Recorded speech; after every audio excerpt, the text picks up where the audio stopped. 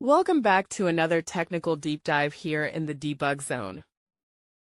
Today we're tackling a big question and breaking it down with insights from other users. Hopefully this clears up some misconceptions and helps you get the answer you need. So buckle up, stay a little curious, and let's jump right in.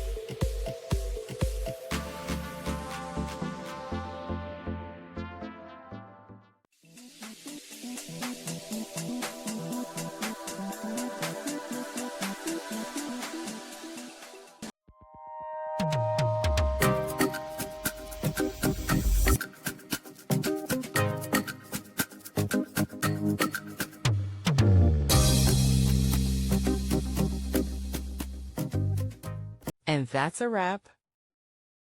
I hope you found the answer you were looking for. If you did, take a second to hit that subscribe button. It really helps out.